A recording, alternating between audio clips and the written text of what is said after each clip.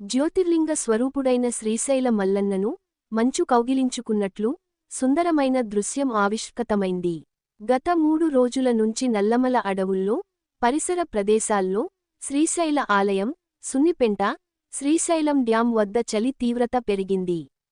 సాయంత్రం 5 గంటల నుంచే సూర్యుడు కనిపించడం లేదు. అప్పటి నుంచే చలి తీవ్రత పెరుగుతుంది. అలాగే ఉదయం 9 గంటల వరకు కూడా పొగమంచు అలాగే ఉంటుంది.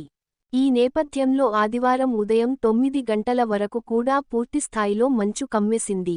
దీంతో కమ్మేసిన మంచులోనే మల్లన్న భక్తులు స్వామియమ్మవార్లను దర్శించుకున్నారు.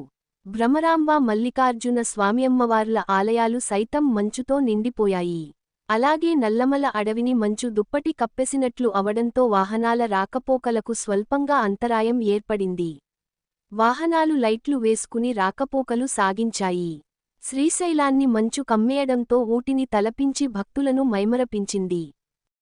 జ్యోతిర్లింగ స్వరూపుడైన శ్రీశైల మల్లన్నను మంచు కౌగిలించుకున్నట్లు సుందరమైన దృశ్యం ఆవిష్కృతమైంది. గత 3 రోజుల నుంచి నల్లమల అడవుల్లో, పరిసర ప్రదేశాల్లో శ్రీశైల ఆలయం, సున్నిపెంట, శ్రీశైలం డ్యాం వద్ద చలి తీవ్రత పెరిగింది.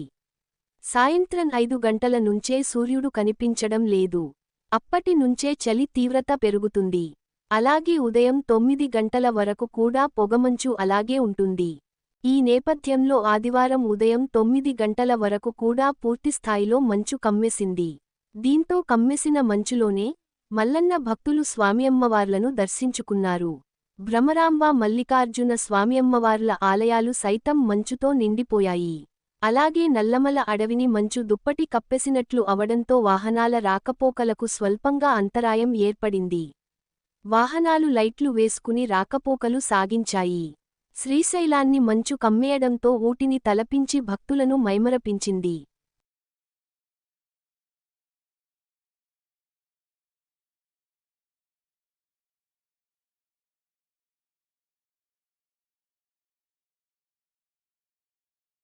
మీ N9 న్యూస్ యూట్యూబ్ ఛానల్లో please like, share and subscribe.